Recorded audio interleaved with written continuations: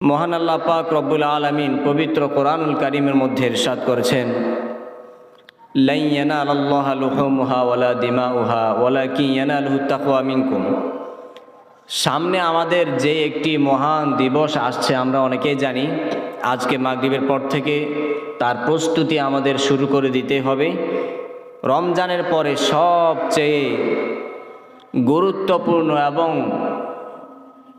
বহুল আলোচিত যে আমল মুসলমানদের মধ্যে রয়েছে, সেটি হচ্ছে এই জিলহজ মাসের 1 তারিখ থেকে 10 তারিখ পর্যন্ত যে আমলটা করা হয়, বিশেষ করে দশম তারিখের মধ্যে এই ইয়াউমুল আদহা যাকে বলা হয়, কোরবানের যেই দিন নির্ধারিত করা হয়েছে সেই দিন খুবই গুরুত্বপূর্ণ একটি আমল মুসলমান সমাজের মধ্যে। এই আমলটা আসছে গত সপ্তাহে, আমরা তার সূচনা লগ্ন এবং তাৎপর্য নিয়ে আমরা বিস্তারিত আলোচনা করেছি। আল্লাহ পাক আমাদেরকে সুযোগ করে দিয়েছেন।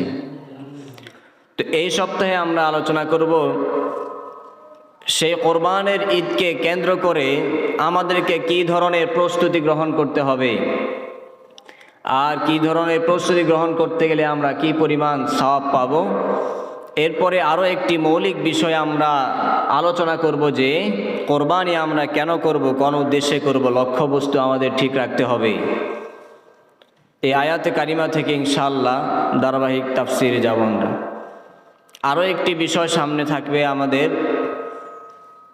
কোরবান কত প্রকার, কি কি কোরবান, কাদের উপর ফরজ, কোরবান কেন করতে হবে, কারা করতে হবে, এই বিষয়গুলো আমাদের জানা একান্ত জরুরি। আমরা যদি এই বিষয়গুলো না জানি, তাহলে আমল করা, কাজ করা আমাদের জন্য কষ্টকর হয়ে যাবে। ঠিক আছে নি? এই কারণে এগুলো আমাদের জন্য জরুরি, জানতেই হবে।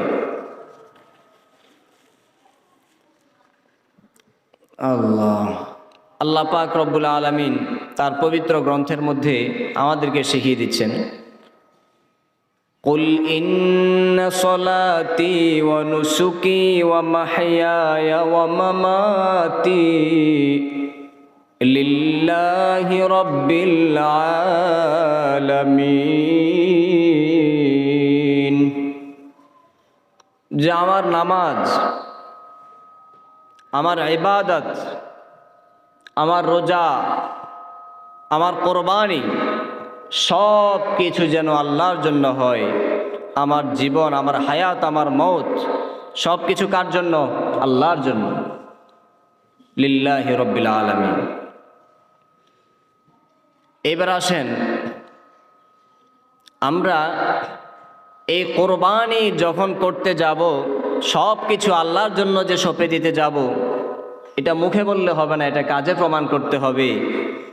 কাজে প্রমাণ কিভাবে করতে হবে আল্লাহ পাক আমাদেরকে জানাই দেন, লাই ইয়ানালাল্লাহা লুহুমুহা ওয়ালা দিমাউহা ওয়ালাকিন ইয়ানালুহুত তাকওয়া মিনকুম কাযালিকা সাখখারাহা লাকুম লিতুকাব্বিরুল্লাহা আলা মা হাদাকুম ওয়া লাআল্লাকুম তাশকুরুন।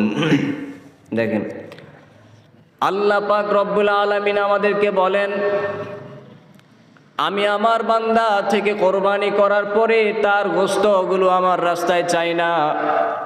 আমি চাই না আমার বান্দা কোরবানি করুক, আর কোরবানি করার পরে কোরবানির পশুর গোশতগুলো আমার, পশুর গায়ে থেকে যে রক্তগুলো ঝরিয়েছে সেই রক্তগুলো পর্যন্ত আমার কাছে পৌঁছায় না। আমার কাছে কোরবানির গোশত পৌঁছে না, আমার কাছে সেই পশুর রক্তও পৌঁছে না। কি পৌঁছে? ওয়ালাকিন ইয়ানালুহুত তাকওয়া মিনকুম। আমার কাছে কেবল তোমাদের পক্ষ থেকে তোমাদের তাকওয়া, ভয়, পরহেজগারি, তোমাদের নিয়ত, তোমরা কি উদ্দেশ্যে কোরবান করেছো, কোন লক্ষ্য মাথায় রেখে তোমরা কোরবান করেছো, শুধু সেই কথাটাই আমার কাছে পৌঁছায়। তো এই কথা থেকে বোঝা যায় কোরবানি কার জন্য করতে হবে? আল্লাহর জন্য। কার জন্য করতে হবে? ওয়ালাকিন ইয়ানালুহুত তাকওয়া মিনকুম, নিয়ত রাখতে হবে যে কোরবান লিল্লাহি রাব্বিল আলামিন। নামাজ যেটা পড়ি এটা কার জন্য পড়ি? আল্লাহর জন্য। কার জন্য পড়ি? এরপরে রোজা রাখি যেটা, এটা কার জন্য রাখি? আল্লাহকে রাজি। কোরবানের মধ্যে, কোরবানি ঈদ যখন আসে তখন বোঝা যায়, অন্য সময় কোনো খোঁজ খবর নেই না, কোনো খবর নাই। কিন্তু কোরবানের রসুম, কোরবান করবে, কোরবানি করলে মানুষ বলবে তার টাকা পয়সা আছে, বড় লোক, অনেক বড় মানুষ। এই মানুষের অন্তর দিকে লক্ষ্য করে কোরবান করতে যায়। মনে রাখবেন, শিরকের অন্তর্ভুক্ত হয়ে কবিরা গুনার, আপনি কবিরা গুনার মধ্যেই লিপ্ত হয়ে যাবেন। আল্লাহ পাক আপনাকে মুক্তি করার জন্য আপনাকে তওবা করতে হবে, উপায় নাই, ঠিক কিনা? এইবার আসেন, কোরবানি যদি আপনি করতে চান তাকওয়া হাসিল করতে হবে। তো তাকওয়া হাসিলের জন্য একটা পয়েন্ট বললাম, নিয়ত। দ্বিতীয় নাম্বার পয়েন্ট হচ্ছে, আপনি যে টাকা পয়সা দিয়া কোরবান করতে চাচ্ছেন সেই টাকা পয়সা কিসের? ওটা কি হালাল কামাই কিনা না হারাম? যদি হালাল হয় তাহলে আপনার কোরবানিটা সহি হবে, আর যদি আপনার সেই ইনকাম সোর্সটা যদি হারাম পদ্ধতি হয় সেই কোরবানিও কখনো কবুল হবে না, ঠিক কিনা? সুদকে আল্লাহ পাক হারাম করেছেন, অতএব আপনি সুদি কাজ কারবার করিয়া টাকা পয়সা মালিক হইয়া সেই টাকা দিয়ে যদি কোরবানি করতে যান, কোরবানি কবুল হবে নি? না। কি জন্য হবে না? তাকওয়া নাই। কি নাই? তাকওয়া নাই, আল্লাহর ভয় নাই। আল্লাহর ভয় থাকলে তো আপনি সে অন্যায় কাজ করতেন না। সে অন্যায় পদ্ধতিতে টাকা দিয়ে এখন যদি আপনি কোরবানি করেন তাহলে এটা আপনার জন্য ডবল অপরাধ হবে, এটার জন্য আপনি শাস্তি ভোগ করতে হবে। তো ভাইরা আমার, যে টাকা দিয়ে কোরবানি করব অবশ্যই আমাদেরকে খেয়াল রাখতে হবে আমাদের সেই টাকাটা কি হালাল পদ্ধতিতে আসছে নাকি হারাম পদ্ধতিতে আসছে। এখান থেকে মাসালা বের হয়ে আসে, আমরা যখন শরীকে কোরবানি করতে যাই, যদি একটা গরু নিয়ে আমরা কোরবানি করতে যাই, 7 জন মিলে গরু কোরবানি করার একটা বিধান রয়েছে। উট যদি কোরবানি করতে যায় তাহলে 7 জন মিলে কোরবান করতে পারে। এই 7 জনের মধ্যে যদি আমরা 6 জন নিয়ত করেছি আল্লাহকে খুশি করব, আমাদের কিন্তু 7 নাম্বার ভাই যে 7 নাম্বারে শরিক হয়েছে সে নিয়ত করেছে আল্লাহকে খুশি করব না, আমি মানুষকে খুশি করব। মনে রাখবেন, এই 6 জন ভালো হয়েছে, আরেকজন খারাপ হওয়ার কারণে আপনাদের 6 জনের কোরবানি নষ্ট হয়ে যাবে বলে প্রমাণিত আছে। অতএব যারা শরীকে কোরবানি দিবেন খুব সচেতন থাকবেন। আরও খেয়াল রাখতে হবে, আপনাদের যারা শরীকের মধ্যে কোরবান দিচ্ছেন, যদি সকলের উপার্জনগুলো হালাল হয়, আপনি হালাল ইনকাম করছেন, অন্যজন হালাল ইনকাম করেছে, কারো উপরে জুলুম করে নাই, আত্মসাৎ করে টাকা ইনকাম করে নাই, সুদ খায় নাই, সুদের টাকা দিয়ে কোরবান দিচ্ছে না, এটা আপনি যদি নিশ্চিত হন তাহলে একসাথে কোরবান দেন। যদি এরকম না হয়, ওনার একজনের টাকা যদি হারাম টাকা দিয়ে কোরবান দিচ্ছে, এটা যদি প্রমাণিত হয় তাহলে অবশ্যই এই 7 জনের কোরবানি একত্রে নষ্ট হয়ে যাওয়ার আশঙ্কা আছে। এই কারণ সাবধান থাকতে হবে। যারা একত্রিতভাবে শরীকে কোরবান দিবেন তারা খুব সচেতন থাকবেন। সূক্ষ্ম কথা একসাথে বলে দিয়েছি, আল্লাহকে খুশি করতে হবে, তাকওয়া হাসিল থাকতে হবে, তাকওয়া হাসিল করার পরে কিন্তু কোরবানি করতে হবে। আল্লাহ পাক গোস্তটাকেও চান না যে কত বড় গরু কোরবান দিয়েছো, কখনো আল্লাহ পাক এটা চাইবেন না। এরপরে গরুর রক্ত কি পরিমাণ বের হয়েছে, কখনো আল্লাহ এটা চাইবেন না। আল্লাহর কাছে গোস্তের কোনো প্রয়োজন নাই, রক্তের কোনো প্রয়োজন নাই, প্রয়োজন কিসের? তাকওয়া। প্রয়োজন কিসের? তাকওয়া। ওই তাকওয়ার প্রথম পয়েন্ট হচ্ছে নিয়ত। নিয়ত সহি করতে হবে। আমাকে বলেন, কোরবান যদি সহি হতে হয় সর্বপ্রথম যে কাজটা করতে হবে সেটা কি? নিয়ত ঠিক করতে হবে। কি ঠিক করতে হবে? নিয়তের মধ্যে যদি এরকম হয় যে মানুষকে খুশি করব, আল্লাহকে খুশি করব না, কোরবান হবে নি? হবে না, স্পষ্ট করে বলে দিলাম। এরপরে যদি অর্থ উপার্জনের মধ্যে যদি সমস্যা হয় তাহলে কি কোরবান হবে নি? না। গত সপ্তাহ বললাম, চুরি করিয়া কোরবান দিলে কি কোরবান হবে? সব হবে, ডাবল গুনাহ হবে। ওরকম আর কি, এইভাবে টাকা যদি আসে ওই টাকা দিয়ে কোরবান করলে গুনাহ হবে, সব হবে না। এইবার আসেন, তো লক্ষ্য উদ্দেশ্যের কথা বলেছি, আরও একটি মূল আলোচ্য বিষয়, সেটি হচ্ছে এই 10 দিন আমাদের কিছু আমল করতে হবে, যে আমলের মাধ্যমে আমরা আমাদের নেকের পাল্লা ভারী করতে পারি। মনে রাখবেন, আমরা অনেকেই এমন রয়েছি যাদের পক্ষে কোরবানি করার সাধ্য নেই। আছে না? না এরকম কথা বলেন না, এরকম অনেক আছে, ঠিক কিনা? তো তাদের তো ইচ্ছা যে কোরবানি করার কারণে ওনারা অনেক সওয়াব পাবে, কিন্তু আমি তো কোরবানি করতে পারতেছি না, আমার তো সওয়াব দরকার আছে। কি কোন সব দরকার আছে না? তো আল্লাহ নবী তাদের জন্য বিশেষ একটি অফার রাখছে। কোরবান দিতে পারলে তো সব নিয়ত যদি করে, আল্লাহ যদি আমাকে এই 10 দিনের মধ্যে যদি অর্থ সম্পত্তি দিয়ে দেয় কোনো মাধ্যমে, হালাল পদ্ধতিতে আমি যদি টাকা পয়সার মালিক হয়ে যাই, তাহলে আমি অবশ্যই কোরবানি করব। কেউ যদি এরকম মনে মনে নিয়ত করে, আল্লাহ পাক রব্বুল আলামিন কোরবানি করলে যে সওয়াব পাওয়া যাবে সেই পরিমাণ সওয়াব তার আমলনামায় দিয়ে দিবেন। সুবহানাল্লাহ। কোন কথায় আছে, একজন বড় আলেম অর্থ সম্পত্তির দিকে আল্লাহ পাক তাকে একটু দুর্বল করে দিয়েছেন, তার পাশেবর্তী আরেকজন আলেমকে আল্লাহ পাক টাকা দিয়েছেন, অর্থনৈতিকভাবে তাকে সচ্ছল করেছেন। ওই ব্যক্তি মানুষের কাছে গিয়ে মানুষকে দান করে, সদকা করে, মানুষের কাছে মানুষের নিজের অর্থটাকে বিলিয়ে দিতে দ্বিধাবোধ করে না। মসজিদ তৈরি করে গিয়েছে, মাদ্রাসা তৈরি করে গিয়েছে। একটা মাদ্রাসা তৈরি করা, একটা মসজিদ তৈরি করা যেমন তেমন বিষয় না, এটা সত্তায়ে জারিয়া হিসাবে মৃত্যুর পরে তার আমলনামায় এর সব যেতে থাকে। সুবহানাল্লাহ। তো একজন ব্যক্তি অর্থ সম্পত্তি থাকার কারণে সে একটা মসজিদ করতে পারছে, মাদ্রাসা করতে পারছে, সন্তানদেরকে আলেম বানাইয়া সদকায়ে জারিয়ার পুঁজি তৈরি করে গিয়েছে। কবরে যাওয়ার পরে এর সওয়াবগুলো পাওয়ার আশায় সে করে গিয়েছে, আর কবরের মধ্যে যাওয়ার পরে তার আমলগুলো এভাবে বাড়তেছে। পাশের একজন আলেম, উনি মনে মনে আল্লাহর কাছে বারবার এটা দোয়া করতেন, ওগো আল্লাহ, আপনি তো আমার অমুক ভাইকে আব্দুল করিমকে আপনি ধনসম্পদ দিয়েছেন, অর্থ সম্পত্তি দিয়েছেন, যার কারণে সে একটা মাদ্রাসা তৈরি করে গিয়েছে, একটা মসজিদ তৈরি করে গিয়েছে, সন্তানদেরকে হাফেজ আলেম মাওলানা মুফতি বানাইয়া আমলদার নেককার বান্দা হিসাবে তৈরি করে গিয়েছে। আমি আপনার বান্দা আর্থিকভাবে অনেকটা দুর্বল, কিছুই করতে পারি নাই।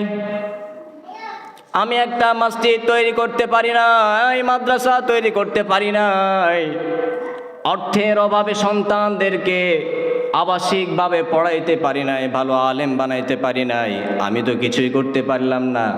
ওগো আল্লাহ, আমার যদি অর্থ সম্পত্তি থাকতো অবশ্যই আমি একটা নয় 2টা মসজিদ করতাম, একটা মাদ্রাসা করতাম। ওগো আল্লাহ, আপনি আমাকে এইভাবে মসজিদ মাদ্রাসা করার তৌফিক দিয়ে দেন। এইভাবে দোয়া করছে আল্লাহর কাছে। ঘটনাক্রমে যিনি বাস্তবে আব্দুল করিম, যিনি মাদ্রাসা মসজিদ তৈরি করে গিয়েছেন, ইন্তেকাল হয়েছে। 1 মাস পরে যিনি আশা করেছেন কিন্তু তৈরি করতে পারেন নাই, তারও মৃত্যুবরণ হয়েছে। তৎকালীন জমানার ইমাম আবু হানিফা ইন্তেকাল করার পরে স্বপ্নের মধ্যে হঠাৎ করে উভয়জনের জীবন চিত্র দেখছেন। তিনি ওই যে ব্যক্তি, যে আলেম নিয়ত করেছে অনেক কিছু করার জন্য, নেক কাজ করার জন্য, টাকার অভাবে করতে পারে নাই, তিনি তাকে প্রশ্ন করেছেন, ভাই তুমি কেমন আছো? বলে, ভাই আমি তো আলহামদুলিল্লাহ অনেক ভালো আছি। কেন? বলে, আমার বাড়ির পাশে অমুকে মাদ্রাসা মসজিদ করেছে, আমি ভেবেছিলাম সে আমার আগে জান্নাতে চলে যাবে সওয়াব বেশি পাওয়ার কারণে, আর আমি কিছুই করতে পারি না এই দুনিয়ার মধ্যে। আমি অনেক হতাশ ছিলাম, চিন্তার মধ্যে ছিলাম, কিছুই তো করতে পারি না, জান্নাতে যেতে পারবো কিনা। কিন্তু দেখলাম আল্লাহ আমাকে ওই ব্যক্তির আগে জান্নাতে পৌঁছাইয়া দিছে। সুবহানাল্লাহ। পরে জিজ্ঞাসাবাদ করছে, কিভাবে, এটা কিভাবে সম্ভব? বলে যে উনি তো করছে ঠিক, কিন্তু তার নিয়তের মধ্যে সমস্যা থাকার বিষয় আছে, হিসাব নিকাশ করতে করতে দেরি হয়ে গেছে। কিন্তু আমি তো যেটা নিয়ত করেছি তৈরি করতে পারি নাই, মাদ্রাসা দিতে পারি নাই, মসজিদ বানাইতে পারি নাই, কিন্তু আমার নিয়তের মধ্যে কোনো ধরনের ত্রুটি ছিল না, আমি নিয়তের মধ্যে কোনো ধরনের গাফলতি করি নাই, শিরকিয়াত মানুষকে দেখানোর জন্য কিছুই ভাবি নাই। আল্লাহ পাক আমার নিয়তটাকে কবুল করে নিয়েছেন। মসজিদ আর মাদ্রাসা বানাইয়া সে যে পরিমাণ সওয়াব পেয়েছে, আমার নিয়তটা খালেস হওয়ার কারণে আল্লাহ পাক আমার আমল নামায় এর চেয়ে বেশি সওয়াব দিয়ে দিয়েছেন। সুবহানাল্লাহ। তো নিয়তের কারণে তিনি ওই ব্যক্তির আগে জান্নাতে পৌঁছে গেছেন। এখানে নিয়ত করতে কি কোনো অসুবিধা আসেনি? নিয়তের মধ্যে কোনো ধরনের ভেজাল থাকে না, নিয়ত করতে সহজ, কিন্তু কাজ করতে অনেক কঠিন, ঠিক কি না? একটা কাজ করতে গেলে কত কষ্ট, কত টাকা পয়সা জমা করা লাগে, এরপরে কাজটা সম্পাদন করা যায়। কিন্তু নিয়ত করতে কি এত টাকা পয়সার প্রয়োজন আসেনি? নাই। তো ইনশাল্লাহ সবাই নিয়ত করতে পারিনি? ইনশাল্লাহ কোন নাই, জোরে কোন ইনশাল্লাহ। নিয়ত করেন, ইনশাল্লাহ দেখবেন আল্লাহ একদিন তৌফিক দিয়ে দিবে। আর তৌফিক দিলে তো অবশ্যই করবে, এভাবে নিয়ত করে করবেন, ইনশাল্লাহ সব পাওয়া যাবে। তো ভাইরা আমার, অবশ্যই আমরা নিয়ত করব, নিয়ত করার কারণে সব পেয়ে যাব। আরও একটি আমল করলে এর চেয়ে বেশি সওয়াব পাওয়া যাবে, সেটা হচ্ছে আজকে আরবি মাসের জিলহজ মাসের 1 তারিখ শুরু হবে আমাদের দেশে, বাংলাদেশের মধ্যে মাগরিবের পর থেকে ইনশাল্লাহ, অর্থাৎ জিলহজ মাসের চাঁদ দেখা যাবে।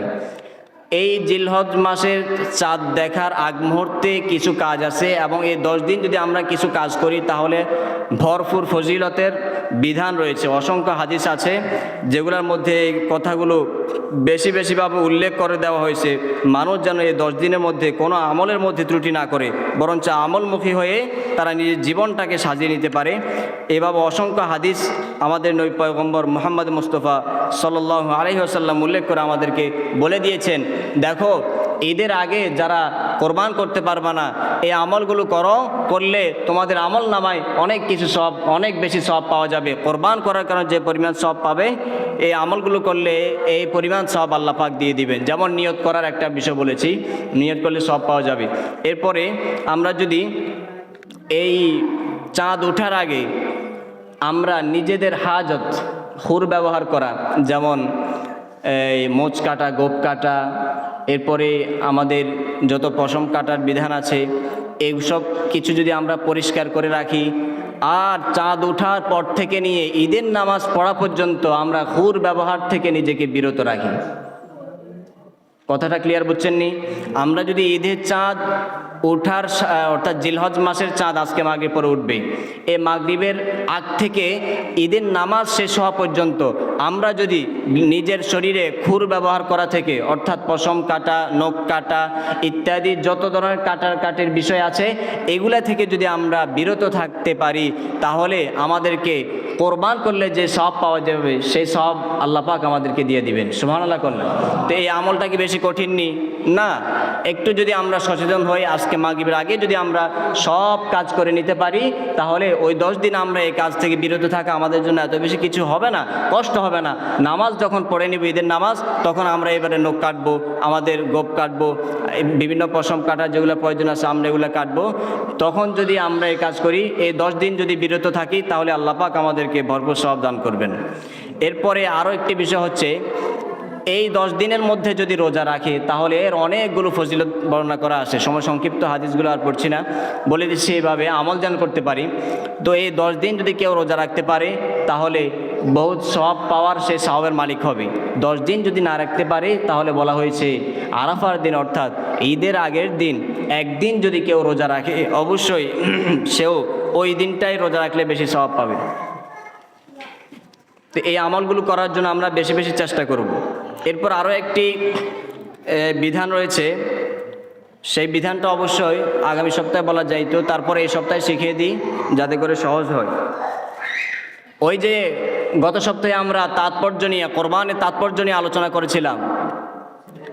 ইব্রাহিম আলাইহিস সালাম যখন তার সন্তানকে জবাই করে দেওয়ার জন্য, আল্লাহর রাস্তায় কোরবান করার জন্য নিজের চোখ বন্ধ করেছে, হযরত জিবরাইল আলাইহিস সালাম পিছন থেকে আসিয়া মনে মনে চিন্তা করতেছেন, ভয় করতেছেন, আল্লাহ জানি, কি জানে আল্লাহ, যে আমি তো আসার আগে হযরত ইব্রাহিম তার সন্তানকে জবাই করে দেয় কিনা। এই ভয়ে তিনি দূর থেকে একটা তাকবীর বলেছেন, আল্লাহু আকবার, আল্লাহু আকবার। এই আওয়াজটা বলার পরে হযরত ইব্রাহিম আলাইহিস সালাম এই আওয়াজ শোনার পরে তিনি একটা জবাব দিচ্ছেন, লা ইলাহা ইল্লাল্লাহু আল্লাহু আকবার। ওইদিকে হযরত ইসমাঈল আলাইহিস সালাম আরেকটা আওয়াজ দিচ্ছেন, আল্লাহু আকবার ওয়ালিল্লাহিল হামদ। তিনজনের তিন আওয়াজ। তিনজনের কয় আওয়াজ? এই তিন আওয়াজ। এই তিন আওয়াজকে তাকবীরে তাশরিক বলে। এই তিন আওয়াজকে, তিন ধ্বনিকে কি বলে? তাকবীরে তাশরিক। এই তাকবীরে তাশরিক ওয়াজিব সুন্নাত মুআক্কাদা, এটা শিখতে হয় আমাদেরকে এবং এটার উপর আমল করতে হবে। তো আমল করার সময়সীমা হচ্ছে, আগামী সপ্তাহে সময়সীমাটা ঠিকমতো বলে দিব যে অমুক সময় থেকে আমরা অমুক সময় পড়বো। আর আজকে তাকবীরটা একটু আমরা মুখস্থ করিনি, আমার সাথে একটু বলেন তো, আল্লাহু আকবার, আল্লাহু আকবার। সবাই বলেন না, আল্লাহু আকবার, আল্লাহু আকবার। লা ইলাহা ইল্লাল্লাহু আল্লাহু আকবার। আল্লাহু আকবার ওয়ালিল্লাহিল হামদ। আবার বলেন আল্লাহু আকবার, আল্লাহু আকবার, লা ইলাহা ইল্লাল্লাহু আল্লাহু আকবার ওয়ালিল্লাহিল হামদ। মুখস্থ হয়েছে নি? দেখি সবাই আপনারা একটু বলেন তো, আমি শুনি।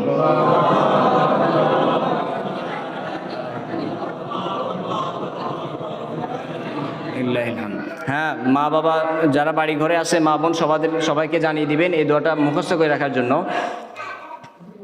এটা আমরা আগামী সপ্তাহে তারিখটা জানিয়ে দেবো যে অমুক দিন অমুক নামাজের পর থেকে আমরা শুরু করব, এরপর নামাজে আমরা শেষ করব। তো এবার আসেন, শেষে সংক্ষেপ কিছু মাসলা নিয়ে আলোচনা করি, যাতে করে আমরা অনেকে পশু ক্রয় করব, পশু ক্রয় করার ক্ষেত্রে আমাদের কিছু বিধান জানা জরুরি আছে। তো সংক্ষেপে বলে দিচ্ছি কোরবানির প্রকার। কোরবানির প্রথমত দুই প্রকার, ওয়াজিব এবং নফল। ওয়াজিব কাদের উপরে? যারা নেশাব পরিমাণ মালের মালিক, অর্থাৎ অর্থ সম্পত্তি ভালো আছে, ঋণ দেওয়ার পরে তার উপরে ঋণ আদায় করার পরেও পর্যাপ্ত পরিমাণ সে টাকা পয়সার মালিক থাকবে, নেশাব পরিমাণ মালের মালিক থাকবে, তাহলে অবশ্যই তার উপর কোরবানি ওয়াজিব। আর যদি কোনো ব্যক্তি কোরবানির জন্য মান্নাত করে যে আমি অবশ্যই কোরবান করব, তাহলে তার উপর এটা ব্যক্তিকেন্দ্রিক ওয়াজিব হয়ে যাবে।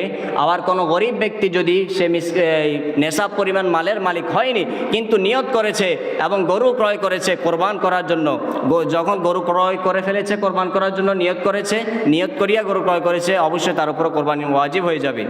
আর নফল কোরবানি হচ্ছে মুসাফির ব্যক্তি এবং দরিদ্র যে ব্যক্তি আছে তাদের উপরে কোরবানি করা, এটা ওয়াজিব নয়, নফল। করলে সওয়াব হবে, না করলে গুনাহ হবে না। নফল কোরবানি নিয়ে বিস্তারিত আলোচনা আছে, ওদিকে যাচ্ছি না আমরা।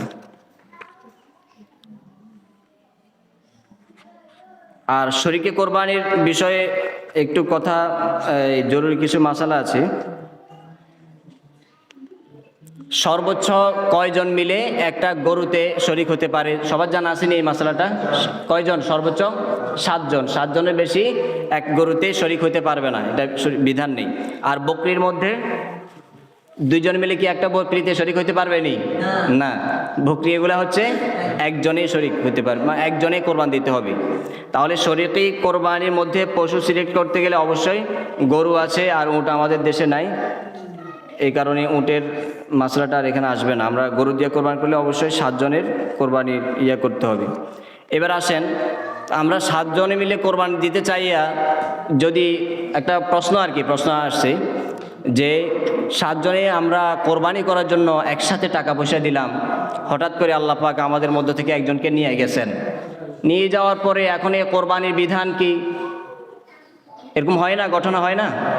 তো এর সমাধান হচ্ছে, যে ব্যক্তি মারা গেছে, ইন্তেকাল করছে, ওনার যদি কোনো ওয়ারিস থাকে, পুত্র সন্তান থাকে অথবা কোনো স্ত্রী থাকে, ওনার কোনো ওয়ারিস যদি এই কোরবানিতে শরিক হয়ে যায় যে আমি আপনাদের সাথে শরিক হয়ে যাব, আমার স্বামী অথবা আমার বাবা যেই টাকাটা দিছে আমি আপনাদের সাথে শরিক থাকব, তাহলে অবশ্যই আপনাদের কোরবানি হয়ে যাবে এবং তার কোরবানিটা হয়ে যাবে, কোনো অসুবিধা হবে না। মৃত্যুবরণ করলেও ওয়ারিস যে থাকবে সে কি করতে পারবে?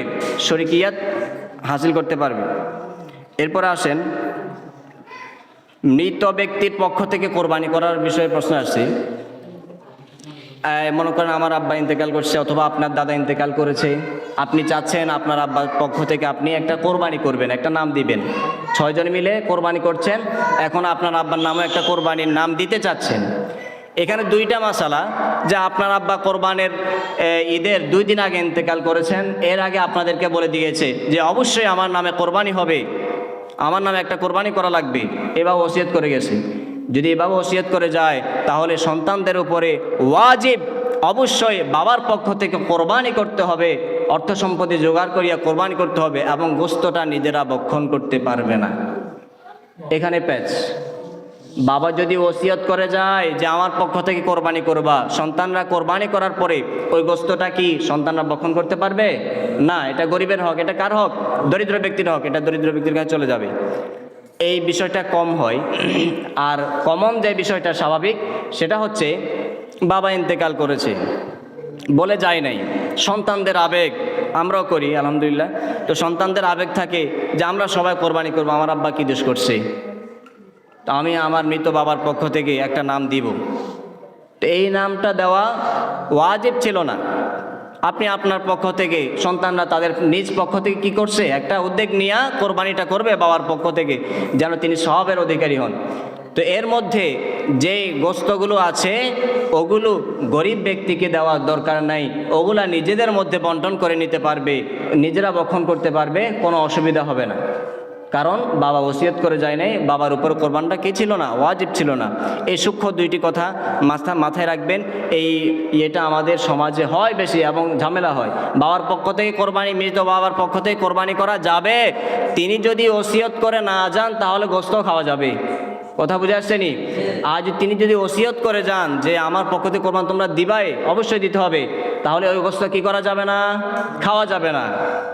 এই কথাটা মনে রাখবেন। মুরব্বী সবার পক্ষ থেকে, মা এবং বাবা উভয়জনের মৃত ব্যক্তির পক্ষ থেকে কোরবানি করতে গেলে অবশ্যই আমাদের এই মাসলাটা মাথায় রাখতে হবে। যদি আমরা এর উপর আমল করি তাহলে আমাদের কোরবানিটা সহি হবে, যদি আমলের মধ্যে ব্যতিক্রম হয় তাহলে কোরবানি নষ্ট হয়ে যাবে। তো আল্লাহ পাক রব্বুল আলামিন আমাদেরকে সংক্ষেপ এই কয়েকটি মাসালা এবং এই কয়েকটি আমলের উপরে যথাযথভাবে যেন আমরা আমল করতে পারি, আমাদেরকে সেই তৌফিক দান করুন। সকলে বলি আমিন।